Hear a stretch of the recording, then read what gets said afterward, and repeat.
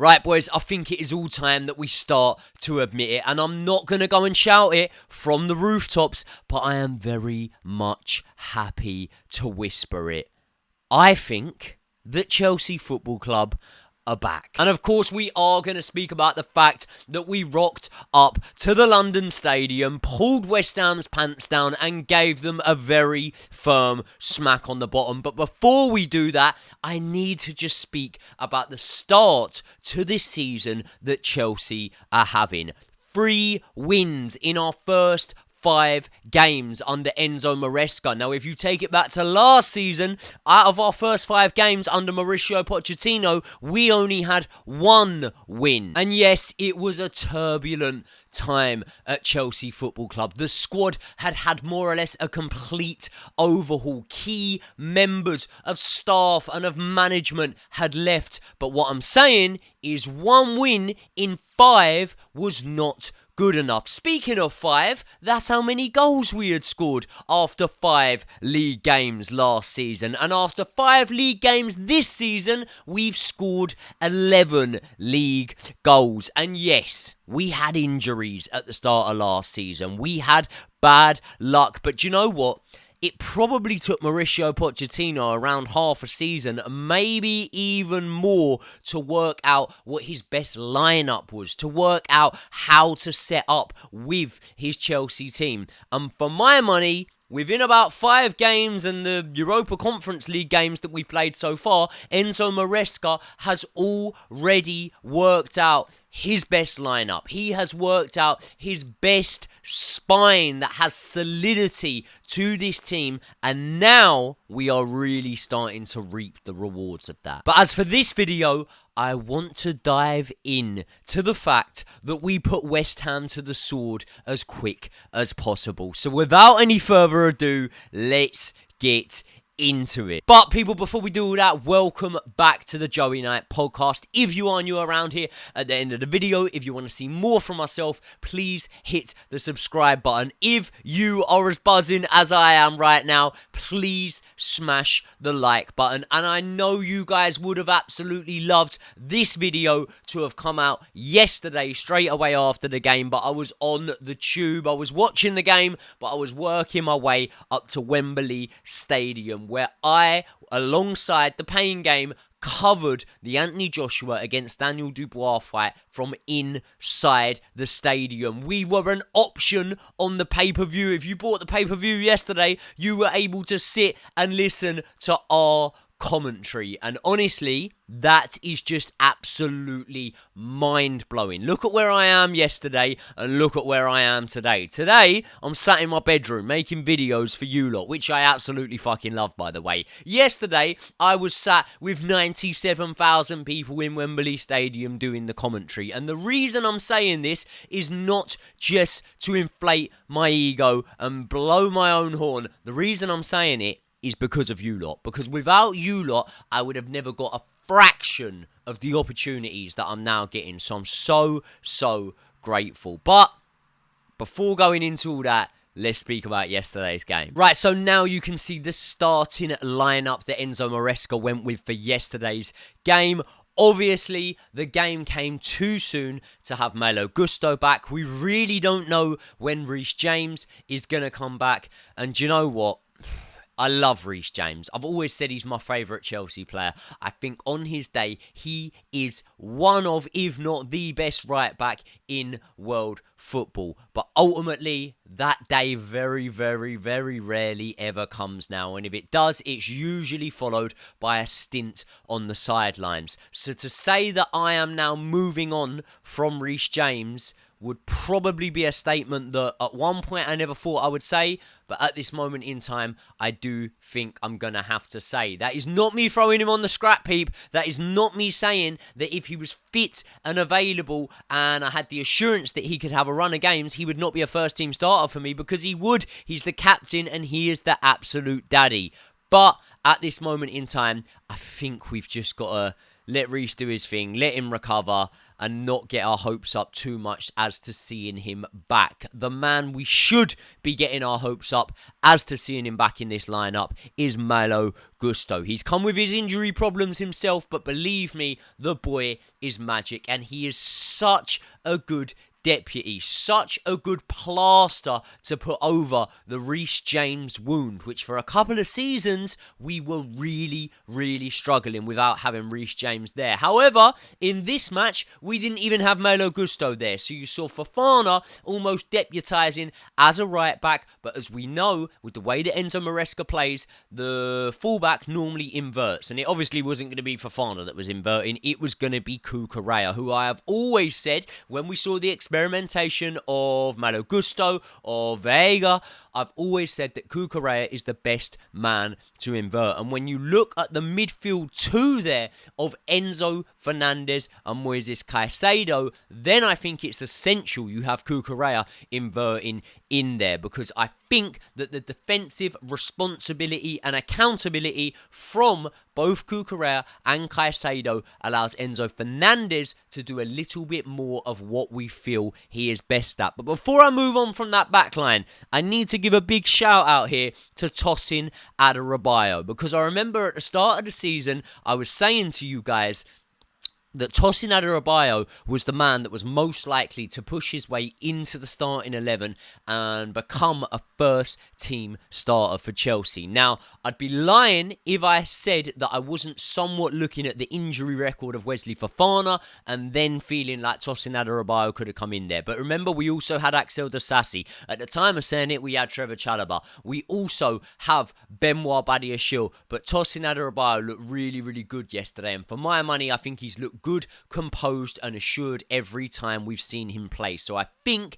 as an addition to this squad and someone that can come in and out, Tosin Adarabioyo is a great signing, and value for money, you really don't get any better for it, because he's on about 100 grand a week, but we got him on a free. It is what I like to see. Now, speaking of what I like to see, Enzo Fernandez, he had a solid game in this one. I thought he didn't really put a foot wrong. I thought he was very good. But let's move on to the other £100+ million man, and that is Moises Caicedo. Moises Caicedo is ridiculously good. I remember so many times last season hearing different pundits on the internet, even sometimes friends of mine in pubs and whatnot, saying that Moises Caicedo was overvalued. Moises Caicedo wasn't that good. Listen, I feel genuinely bad on Brighton, because I think we need to send them some more money for Moises Caicedo. I also think we need to send them some more money for Cucurella. And do you know what? On the last two games, I probably wouldn't send him money, but I'd definitely send him a Molten Brown gift set or something like that for Robert Sanchez, because everyone we took off him, barring Graham Potter, is starting to come good. Now we look at the forward line. Obviously, Cole Palmer in there. Jadon Sancho starting. That was a must for me. I'm so glad that Enzo Maresca went with it. Noni Madueke over on the other side. And Nicholas Jackson up top, who we will speak about, by the way, because I got a lot of pelters in the last video from people commenting saying, well, you obviously didn't watch the match against Bournemouth. You just watched the highlights, because for you to say that the goals are coming for Nicholas Jackson, well. Whoever commented that, egg on your face. But let's speak about how the game went before we actually get into the individual performances. And the game started well for Chelsea. Plenty of calm and composed play on the ball. But around 5 minutes into the game, West Ham do manage to get a chance after Kudus, a man who we were after for what seemed like a couple of transfer windows, by the way. And despite the loss yesterday, a really good player. West Ham have some tremendous attacking talent, I should say. And for us to be able to keep a clean sheet against them, I think is really impressive. Kudus did force a save from Robert Sanchez early on. And then moments later, Nicholas Jackson, the enigma, both creates and scores a goal for himself. Chelsea win a free kick, and I think it was actually inside our own half, right? And as we win it, the game's still in the early stages, you know.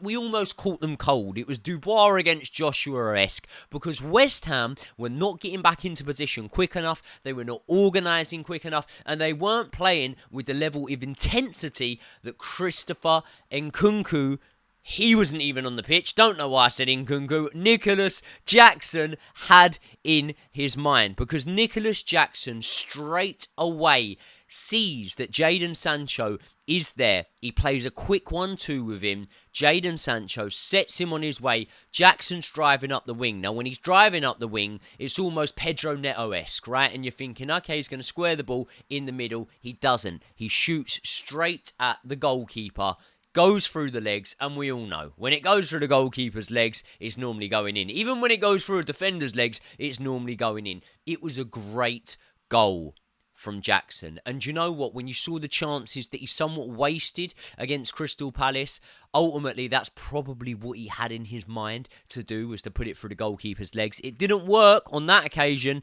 but on this occasion it did work, and it put us 1-0 up. Now, Cole Palmer goes very, very close just moments later, sees a left-footed finish.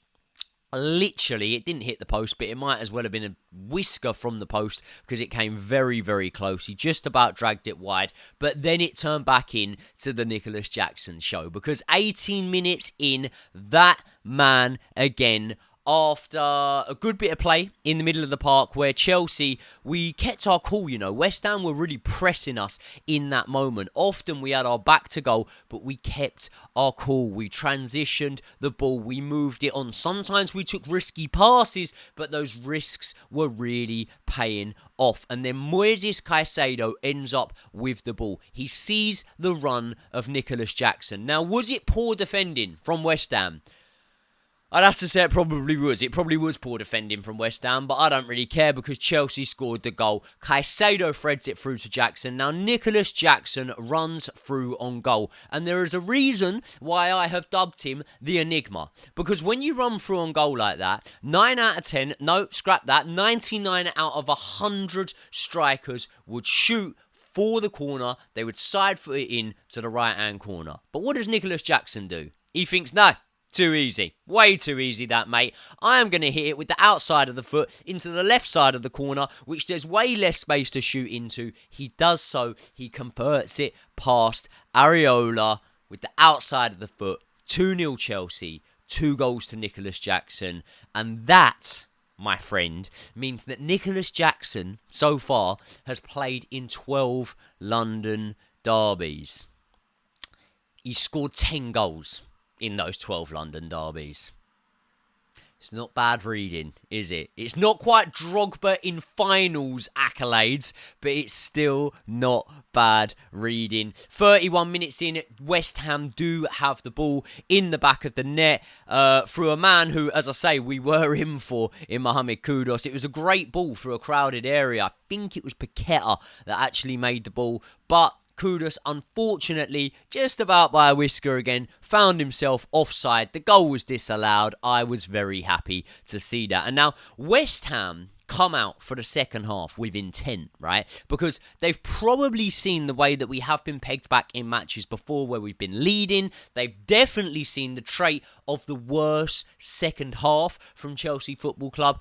And I do think that Julian Lopetegui would have been saying to his men, right, these lot are still there to be beat, because one goal changes everything. And they came out with the intention to score that one goal. But unfortunately for them, Chelsea had other plans. When you look at the way that Arsenal capitalised on us last season when we got that 2-goal lead, you know, and there were so many more games like that, I really do think that West Ham still had the belief that they were going to be able to do something like that. But as they push forward, we win the ball back, we turn defence into attack, and once again, we show what I have been screaming from the rooftops about, which is why Chelsea Football Club are one of the best attacking, counter-attacking, I should say, teams in the Premier League. And let's be honest, probably in world football, if we're being honest and not going too far over the top. Now, Nicholas Jackson, this time, decides, do you know what?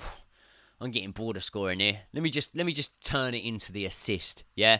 And he puts one on a plate for Cole Palmer. Cole Palmer, left-footed finish, rattles it in off the post, makes it 3-0 to Chelsea. And do you know what? That was pretty much all she wrote. I know that Christopher Nkunku, after coming on, had a really good chance, a header that was more or less at an open goal, but Areola got across to save it. It wasn't quite as good as David Raya from his penalty save and then subsequent save, but it was still a very good save from Areola. And West Ham didn't really do all that much to threaten us.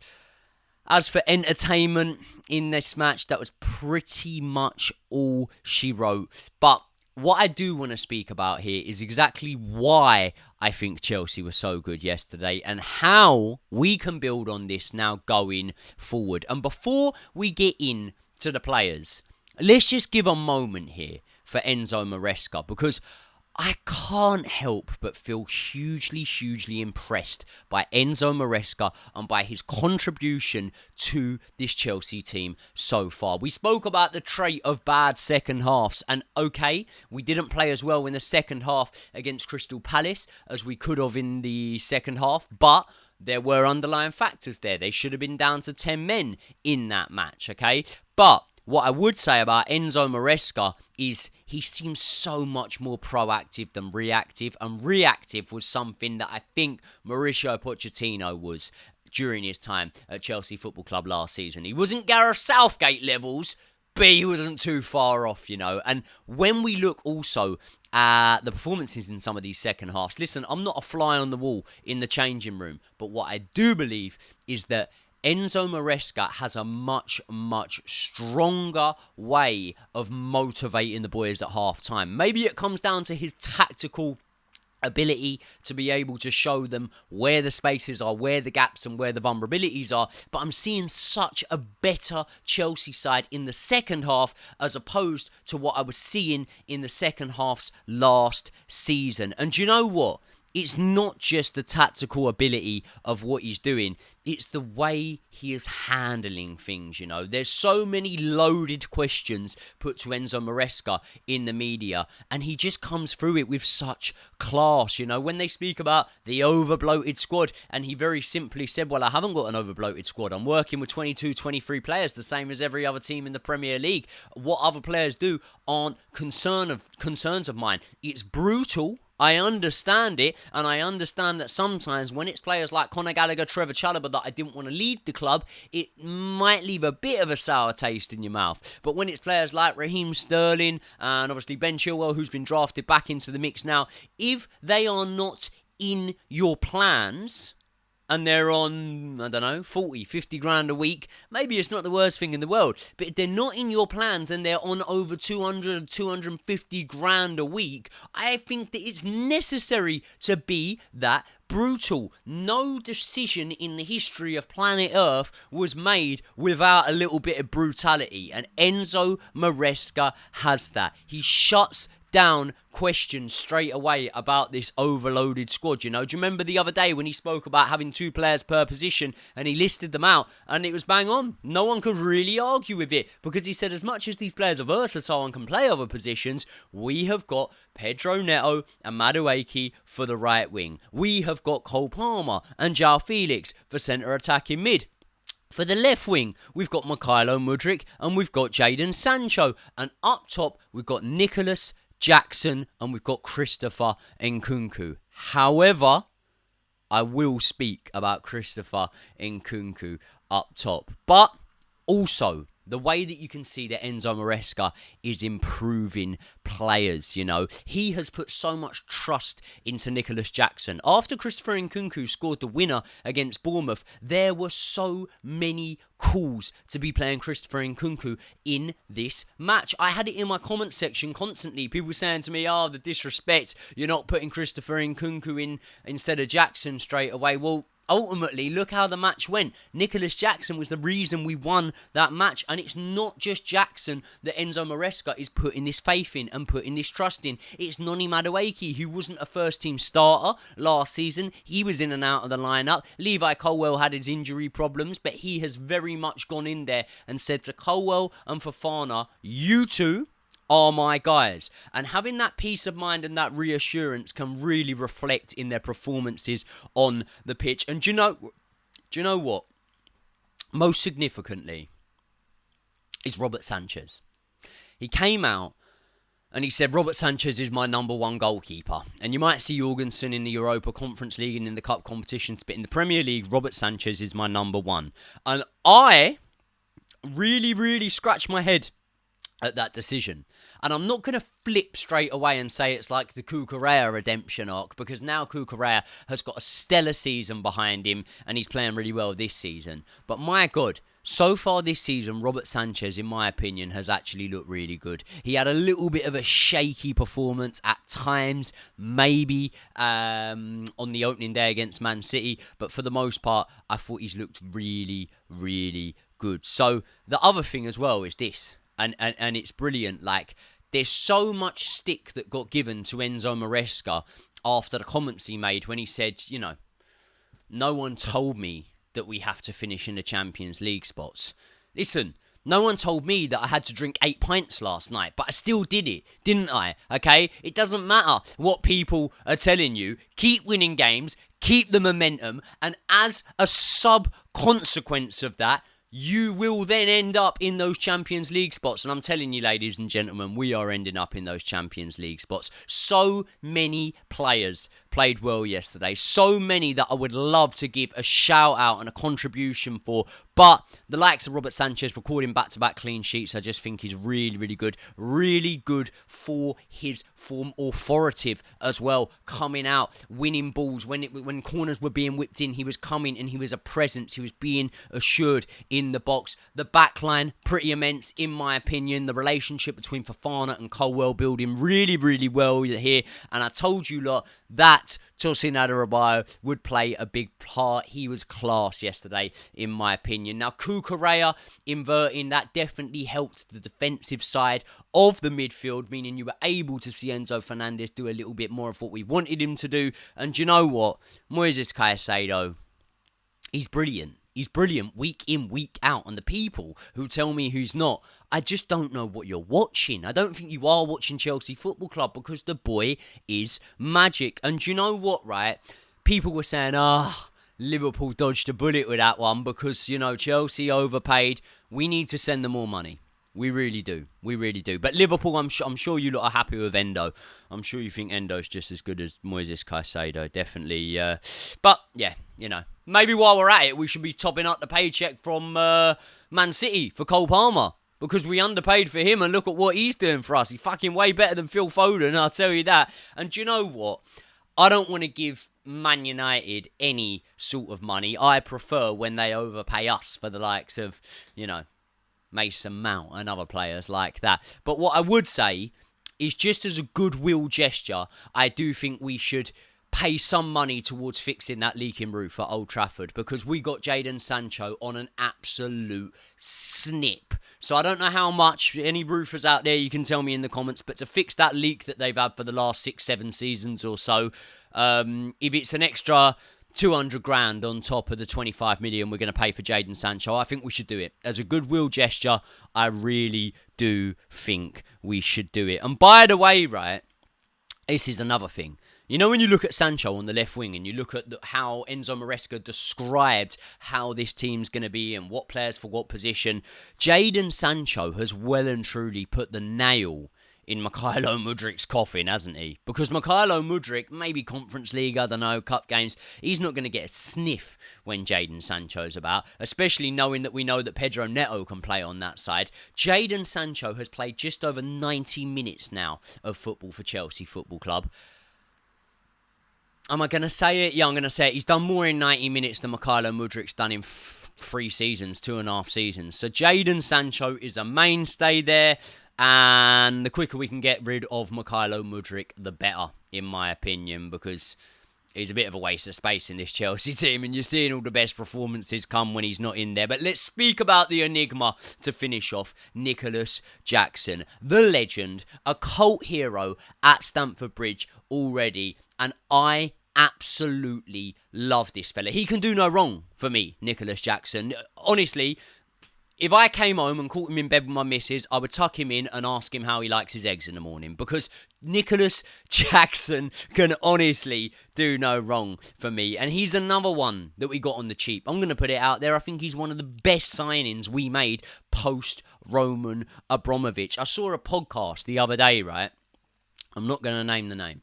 But they were talking about the top 10 strikers in the Premier League.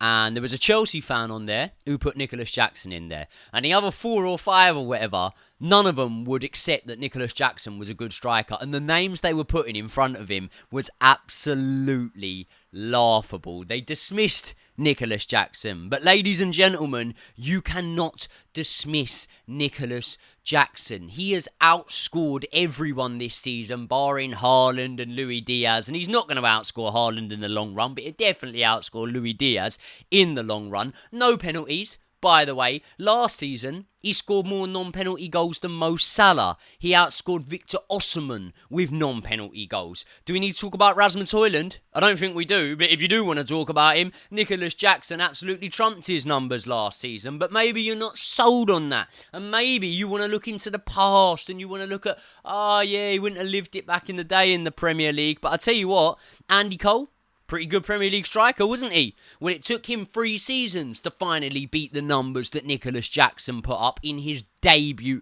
season in the Premier League, you know. Thierry Henry. Look at Thierry Henry, mate. He registered less goals and assists in his debut season than Nicholas Jackson did in the Premier League. And by the way, 2 of Thierry Henry's goals in that debut season were penalties as well. Luis Suarez, he was a great Premier League player, wasn't he? Debut season, he didn't get nowhere near Nicholas Jackson's goals and assists. The list goes on. Nicholas Jackson, by the way, does need to be more consistent. He does need to be more clinical. There were chances against Crystal Palace and against other teams when maybe you would have wanted him to convert them. I completely understand it. But the things that are so much harder to do are the ones that are so much harder to coach. And the things that he does do are the ones that are harder to do. That's why I call him the enigma. If the coaching's there, if Enzo Maresca can excel Nicholas Jackson, I'm telling you now, we don't need to go and sign a number 9, because by the end of this Premier League season, a lot of teams will be looking at Nicholas Jackson and they'll be going, do you know what? He's a handful. He can be clinical and he's going to have good numbers. I think he'll get somewhere close to 20 goals this season. By the way, we touched on Jadon Sancho. The boy is absolute class, and it really does show the level of training, culture and standards at Man United. When you can take a man who has been cast aside and exiled, you put him in to this Chelsea team and he shows that class so quickly. I've only got one slight concern from yesterday's game, and that is obviously Christopher Nkunku. He didn't get the start. He did come off the bench. When Enzo Maresca speaks about him playing in the number 9 role, I don't believe that role's best for him, if I'm honest. I don't believe he's best as a number 9. I think he's best as a centre attacking midfield player. However, when you got Cole Palmer there, it's going to be very hard. No matter what you do in the Conference League and the Cup competitions, you are not displacing Cole Palmer, my friend. So ultimately, touch wood, I really hope it don't happen, but I think that Christopher Nkunku's probably going to be reliant on injuries if he is to realistically get into this Chelsea team and have a first team berth at the moment. But listen, let's see how it all plays out. What I do know is that is a great end to the weekend, and long may it continue. Tuesday, I will be at Stamford Bridge. Finally, it feels like a lifetime since I've been there. I'm going to be there for the Barrow match. I've had to stay away from Stamford Bridge while I've been boxing, while I've been competing as much, because we all know if I go to Stamford Bridge, I am getting right on the beers and I'm getting on the chicken balti pies. So if you see me at the Barrow match, come over and say hello, because it will be the first time that I've been there this season, unfortunately, which, you know, is mad for me. Normally I'm at most games. But either way, let me know your takeaways from the match in the comments section below. So happy to be making this video. Happy Sunday, guys. Hope you've had a good weekend. I will see you all in the next one.